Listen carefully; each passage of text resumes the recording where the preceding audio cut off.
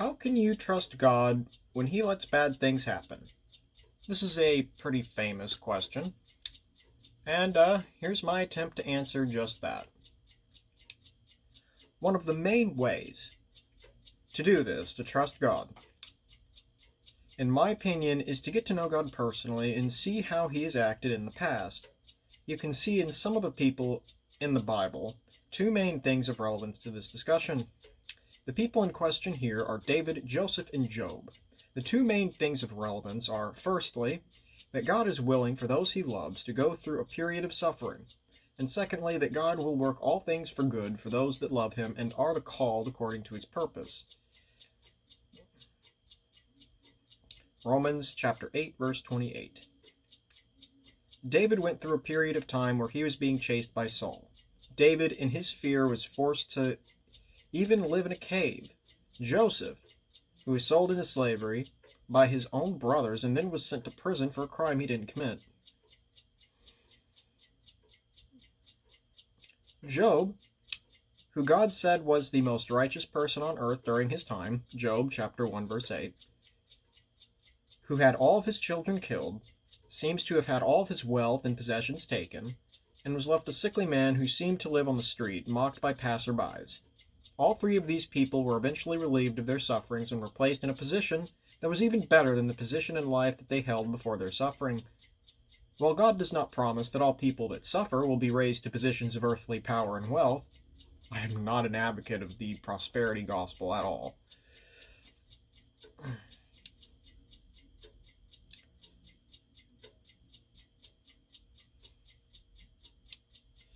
Oh, where was my place? Oh, there it is. It is known that God will work all things for good for those that love Him and are the called according to His purpose. And all three of these people are examples of this. Isaiah is an example of a person who had many struggles in life, and as far as I'm aware, was never raised to a position of earthly wealth and power. And yet, God worked all things for His good. At the end of the day, all four of these people trusted God, and none were left disappointed.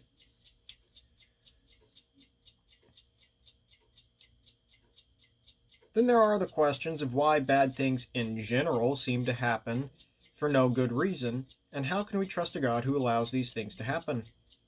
I think one of the things that helps to answer the first question is to understand that God, when He makes any decision, He has access to all knowledge that has ever existed, currently exists, and will ever exist. And He has intelligence that is beyond what anyone could imagine. You may have noticed in life that something good can look bad and vice versa if you do not have sufficient context, if you do not have the whole picture, so to speak. God, when He makes a decision, He has a picture larger than anyone could come close to comprehending. Think of the butterfly effect, which basically states that a small, seemingly insignificant thing happening at one point in time could have drastic effects 1,000 years later, like how a small domino falling at one point in time can, sometime later, cause the large domino at the end of the line to fall as part of the domino effect. In much the same way, God might allow something bad to happen now, because it will allow for some kind of positive goal to be achieved thousands of years later. And God decided in His wisdom that out of all the different methods that could be used to achieve that goal, and out of all the time periods in which He can employ His chosen method, He chooses the precise method in time He deems right, and chooses that method in time for reasons possibly beyond our comprehension. This might be why God answered Job when he desired for God to tell him why he has suffered, by essentially saying that he wouldn't understand.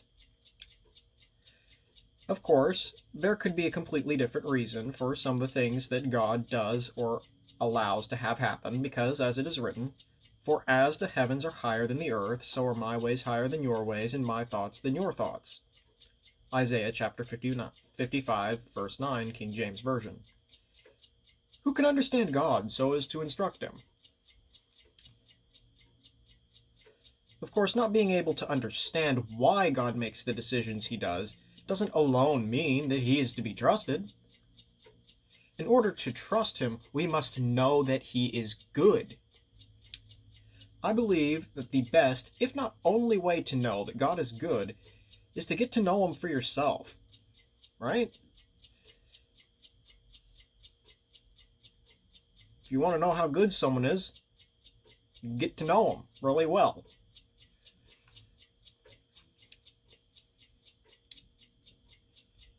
You do not need to fully understand God in order to taste of His fruit and know that it is good. I assure you that if you come to God on His terms and stick with Him, well, you will never fully understand God, and while He will do things that you do not understand, some of which you may interpret as being bad, He will show you His goodness. Jesus says, quote, "Come unto me, all ye that labor and are heavy laden, and I will give you rest. Take my yoke upon you and learn of me. For I am meek and lowly in heart, and ye shall find rest unto your souls. For my yoke is easy, and my burden is light." Matthew chapter 11, verses 28 through 30, King James Version. For those who find it hard to trust God, and by extension Christianity, those who think they could never believe, for those that think it impossible for a reasonable person to believe Christianity because of various reasons, like the belief that the Bible is too full of contradictions, I assure you, just as it is written and promised, quote, "And ye shall seek me and find me, when ye shall search for me with all your heart." Jeremiah chapter 29, verse 13, King James Version. This may mean that if you seek the Lord your God with all your heart, praying to Him often, getting to know Him, reading His Word, researching what both sides have to say about everything in the Bible that seems to be a contradiction, and seeking evidence for and against the existence of the Christian God, leaving no stone unturned, seeking Him with all your heart, you will find Him. Perhaps your personal experience with Him will do more to convince you of His existence and goodness, for, as it is written, "And I heard a loud voice saying in heaven, Now is come salvation and strength." For as it is written, quote, "And I heard a loud voice in heaven," quote, "And I heard a loud voice saying in heaven, Now is come salvation and strength in the kingdom of our God and the power of His Christ. For the accuser of our brethren is cast down, which accused them before our God day and night. And they overcame him by the blood of the Lamb and the word of their testimony. And they loved not their lives unto the death." Revelation chapter 12, verses 10 through 11, King James Version. This quote emphasizes the importance of one's testimony in being able to overcome the evil one.